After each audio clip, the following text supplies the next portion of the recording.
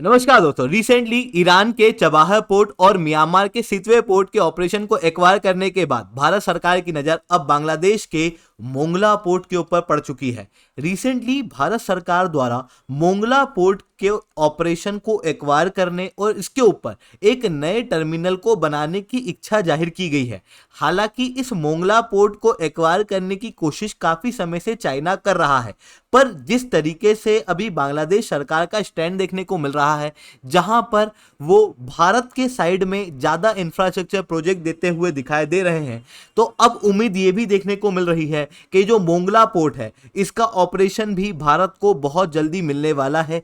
कई सारी रिपोर्ट इस चीज के बारे में बता रही है और इवन इसके पीछे कई सारे जियो स्ट्रेटेजिक कारण हैं। इसे मैं शुभेंद्र चौहान डिटेल में आप लोगों के साथ में चर्चा करूंगा, बट उसके पहले आप लोग मेरे साथ में SRC10 टेलीग्राम ग्रुप के ऊपर जुड़ सकते हो। मेरे क्लास की अपडेट, पीपीटी, पीडीएफ सब कुछ आपको हमें मिल जाएगी। यूपीएससी सीएससी की तैयारी करना है, इंडिया के टॉप एजुकेटर से अगर आप लोगों को ऑफलाइन क्लासेस के अंदर पढ़ना है तो आप लोगों के पास में अच्छा मौका है। अनअकैडमी अब केवल ऑनलाइन ही रहा है, अनअकैडमी अब ऑफलाइन भी आ चुका है। दिल्ली के करोलबाग, मुखर्जी नगर के अंदर, प्रयागराज के सिविल लाइंस के अंदर ऑलरेडी हमारे सेंटर्स खोले जा चुके हैं, जहां पर इंडिया के ये टॉप एजुकेटर्स आप लोगों को ऑफलाइन क्लासेस के अंदर GS, CSAT, SA, answer writing, current affairs सारी चीज़ों की तैयारी कराने वाले हैं। इवन आप लोगों को इस कोर्स के अंदर test series, one on one mentorship और इसके साथ में कंप्लीट स्टडी मटेरियल मिलने वाला है। अगर आप भी अनअकैडमी के ऊपर जुड़ना चाहते हो तो बिल्कुल से जुड़ सकते हो। नीचे डिस्क्रिप्शन के अंदर मैंने लिंक दी हुई हैं अलग अलग सेंटर्स की। आप जिस भी सेंटर पे जुड़ना चाहते हो उस लिंक को टच करना, उसको फिल आउट करना, हमारी टीम आपको रीच आउट करेगी और कंप्लीट गाइडेंस आप लोगों को देगी आपकी पूरी तैयारी के अंदर, ताकि आप एक ऐसे प्लेटफॉर्म से जुड़ सको जहां पर इंडिया के टॉप एजुकेटर्स द्वारा कई सारे टॉपर्स दिए गए हैं। टॉप 10 के अंदर 4 बच्चे, टॉप 20 में 10 बच्चे और टोटल 315 बच्चे केवल 2023 के अंदर क्वालिफाई हुए हैं। ये पूरे इंडिया के अंदर बेस्ट रिजल्ट देखने को मिल रहे थे। तो जाओ, नीचे डिस्क्रिप्शन के अंदर लिंक है, उसे क्लिक करो, उसको फिल आउट करो। चलिए दोस्तों, समझने का प्रयास करते हैं यहाँ पे क्या हुआ है। देखो, बांग्लादेश का दूसरा सबसे बड़ा पोर्ट है मोंगला पोर्ट, जो कि चिटगंग के बाद में सबसे बड़ा पोर्ट बांग्लादेश के अंदर देखने को मिलता है। चाहे आप ट्रैफिक हैंडलिंग की बात करो या साइज की बात करो, यही मोंगला पोर्ट के ऑपरेशन को भारत चाहता है लेना। साथ में यहां पर एक नया टर्मिनल भी डेवलप करना चाहता है। ऐसा भारत क्यों करना चाहता है, पहले यह समझना। इसके पीछे एक बड़ा कारण है चाइना। देखो, चाइना ने स्ट्रिंग ऑफ पर्ल्स स्ट्रेटजी अपनाई थी, जिसके जरिए चाइना भारत की बॉर्डर के आसपास कई सारे पोर्ट बना रहा था। अब भारत इस स्ट्रिंग ऑफ पर्ल्स टेक्निक को तोड़ने का प्रयास कर रहा है। हुआ कुछ ऐसा था कि 2016 से 2020 तक का समय मोटा मोटी अगर आप ले लो तो इस समय पर चाइना की इकोनॉमी बहुत तेजी से बूम कर रही थी। चाइना के पास में ढेर सारा पैसा था। चाइना ने इस पैसे का प्रयोग कई सारे देशों के अंदर इन्वेस्टमेंट में किया, बट इसके बाद चाइना की गतिविधियां पूरे विश्व के अंदर सामने आने लगी और पता लगने लगा कि चाइना तो एक डेब्ट ट्रैप है। ऐसी कंडीशन में चाइना के अगेंस्ट में कई सारी कंट्रियां खड़ी हो गई। इवन इस चीज से भारत को भी काफी मदद मिलती हुई दिखाई दी। अगर आप यहां पर ध्यान से देखो तो चाइना ने यहां पर बनाया था ग्वादर पोर्ट पाकिस्तान के अंदर, जो कि एक फेल्ड प्रोजेक्ट था। पूरे साल के अंदर केवल 16 जहाज ग्वादर पोर्ट के अंदर विजिट कर रहे हैं। वहीं इसको काउंटर करने के लिए भारत सरकार द्वारा ईरान के अंदर चबाहर पोर्ट के ऑपरेशन को एक्वायर कर लिया और इवन चबाहर पोर्ट को डेवलप भी भारत सरकार द्वारा ही किया गया था। अब चबाहर पोर्ट को जैसे ही भारत सरकार द्वारा एक्वायर किया गया, उसके बाद 600% ट्रैफिक के अंदर राइज देखने को मिला। पहले मोटा मोटी लगभग 1500 जहाज चबाहर पोर्ट पे आते थे। अब टीईयू के अंदर जो ट्रैफिक है वो लगभग 9000 पहुंच चुका है। अब आप कंपेयर कर सकते हो कहां ग्वादर पोर्ट है और कहां चबाहर पोर्ट है। वहीं उसी तरीके से श्रीलंका के अंदर डेब्ट ट्रैप डिप्लोमेसी को अपनाते हुए चाइना द्वारा हम्बनटोटा पोर्ट और कोलंबो पोर्ट को डेवलप किया गया था। इसको काउंटर करने के लिए भारत सरकार द्वारा श्रीलंका के अंदर वेस्ट कोस्ट टर्मिनल प्रोजेक्ट उठाया गया था। हालांकि पहले ईस्ट कोस्ट टर्मिनल मिला था इंडिया और जापान को, बट श्रीलंका ने इसे यूनिलेटरली ले लिया था और चाइना को दे दिया था। उसके बाद भारत को वेस्ट कोस्ट टर्मिनल कोलंबो के अंदर देखने को मिला है, जो भारत सरकार द्वारा डेवलप किया जा रहा है। तो चाइना को श्रीलंका के अंदर हम कोलंबो पोर्ट से काउंटर कर रहे हैं। वहीं म्यांमार के अंदर कोप्यू करके एक पोर्ट चाइना द्वारा डेवलप किया गया है। इसे भी काउंटर करने के लिए भारत सरकार द्वारा सितवे पोर्ट का ऑपरेशन रिसेंटली एक्वायर कर लिया गया था। आप क्लियरली इस चीज को इस न्यूज के अंदर देख सकते हो, जिसके बाद चाइना की स्ट्रिंग ऑफ पल्स डिप्लोमेसी पूरी तरीके से खत्म होती हुई दिखाई दे रही है।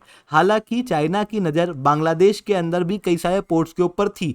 आप लगभग 2016 के बाद से लगातार इन न्यूज़ को देखोगे, जहां पर चाइना द्वारा कभी मोंगला पोर्ट, कभी चिटगंग पोर्ट, कभी किसी और पोर्ट की मांग जो है वो की जा रही थी।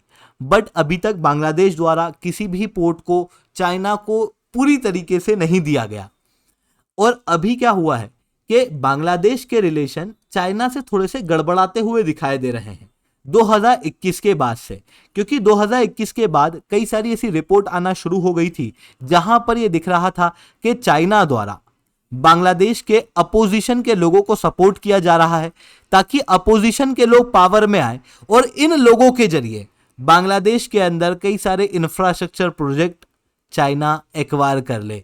क्योंकि चाइना को बहुत अच्छे से पता है कि अभी जो बांग्लादेश के अंदर सरकार है ये बहुत मजबूत सरकार है। भले ही वोट के मामले में नहीं देखो, बट अगर आप नेशनलिज्म के मामले में देखोगे तो एक नेशनलिस्ट सरकार बांग्लादेश के अंदर देखने को मिल रही है, जो कि चाइना की ड्रैप ट्रैप डिप्लोमेसी को बिल्कुल भी एक्सेप्ट नहीं करती। ऐसी कंडीशन में चाइना इस तरीके की स्ट्रेटजी अपना रहा था।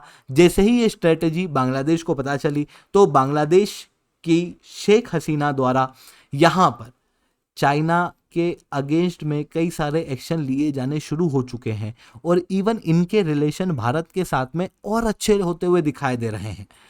हालांकि अपने रिलेशन को ठीक करने के लिए रिसेंटली बांग्लादेश की prime minister Sheikh Hasina China पहुंची, पर चाइना ने उस समय पे ज़्यादा भाव नहीं दिया। देखो, उनको मीडिया कवरेज वगैरह दी नहीं गई। जनरली चाइना के अंदर कोई भी बड़ा लीडर आता है ना, ये उसको खूब मीडिया कवरेज देते हैं क्योंकि उससे नेशनलिज्म जागता है।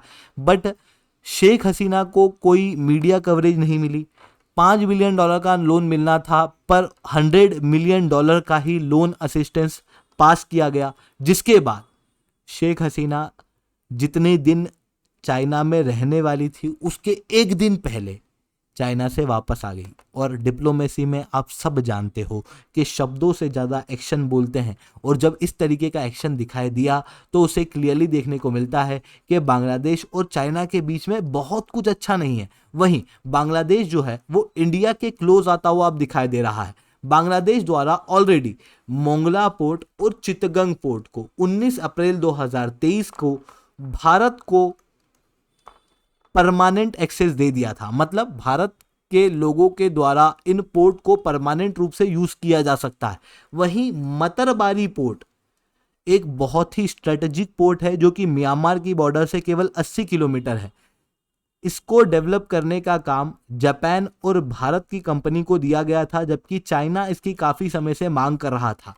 चिटगोंग और मोंगला पोर्ट के ऑपरेशन के लिए भी चाइना काफ़ी समय से मांग कर रहा है, पर बांग्लादेश ने यहाँ पर कोई भाव चाइना को नहीं दिया।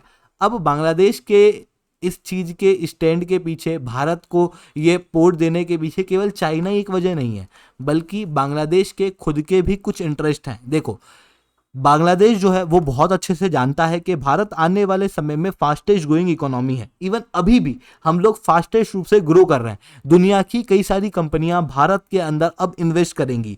ऐसी कंडीशन में वो सामान बांग्लादेश में भी आएगा, और बांग्लादेश ऑलरेडी हमारा लार्जेस्ट ट्रेडिंग पार्टनर है इन साउथ एशिया। ऐसी कंडीशन के अंदर बांग्लादेश को चाहिए कि यार भारत और बांग्लादेश के बीच में प्रोडक्ट जो है वो फास्ट ट्रांसपोर्ट हो। अभी 5 दिन लगते हैं सामान को ट्रांसपोर्ट होने में, और चेक बहुत ज़्यादा है। इस कारण से लगभग 55 सिग्नेचर करने पड़ते हैं बाय रोड। रेलवेज है तो सही, पर पैसेंजर रेलवे ज़्यादा हैं, गुड्स और सर्विसेज की रेलवेज कम देखने को मिलती है। ऐसी कंडीशन में इस तरीके से पोर्ट जो हैं वो बांग्लादेश द्वारा इंडिया को दिए जा रहे हैं।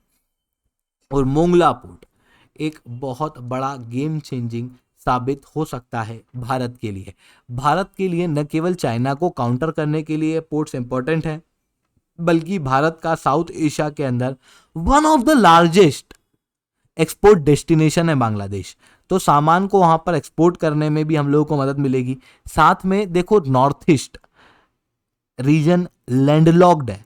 यहाँ पर अगर मिजोरम को कोई सा सामान बनाना है और एक्सपोर्ट करना है तो उसे इस तरीके से सामान को घुमा के कोलकाता लाना होगा और कलकत्ता से फिर ये एक्सपोर्ट करेंगे। अपने आप में ये चीज़ बहुत महंगी पड़ जाएगी। ऐसी कंडीशन में क्यों ना हम चिटगंग या मोंगला पोर्ट या फिर यहाँ पर मतरबारी पोर्ट का एक्सेस ले लें ताकि यहाँ से सामान डायरेक्टली एक्सपोर्ट हो सके और नॉर्थ ईस्ट रीजन डेवलप हो सके। इवन जो चिकन नेक कॉरिडोर के ऊपर भारत की डिपेंडेंसी है वो भी कम हो सके, क्योंकि ऐसी थ्योरियां देखने को मिलती है कि अगर कभी युद्ध हुआ और चाइना ने इस रीजन पे अटैक कर दिया तो ऐसी कंडीशन में नॉर्थ ईस्ट से हमारी कनेक्टिविटी टूट जाएगी। इस कारण से भारत बांग्लादेश के अंदर इंफ्रास्ट्रक्चर प्रोजेक्ट डेवलप करता है ताकि नॉर्थ ईस्ट वाले रीजन के अंदर हमारी कनेक्टिविटी किसी भी केस में ना टूटे। आई होप ये सारी बातें आपको समझ में आई होंगी। लेक्चर अच्छा लगा हो तो लाइक करना, लेक्चर बहुत अच्छा लगा हो तो नीचे 7 से 10 कमेंट करना। यूपीएससी सीएससी की तैयारी करना, इंडिया के टॉप एजुकेटर से ऑफलाइन क्लास के अंदर पढ़ना है तो आप लोगों के पास में अच्छा मौका है। अनअकैडमी अब केवल ऑनलाइन नहीं रहा, अनअकैडमी अब ऑफलाइन भी आ चुका है। दिल्ली के करोल बाग, मुखर्जी नगर के अंदर, प्रयागराज के सिविल लाइन्स के अंदर ऑलरेडी हमारे सेंटर्स खोले जा चुके हैं। अगर आपको हमारा सेंटर देखना है तो इस वीडियो को एंड तक देखना।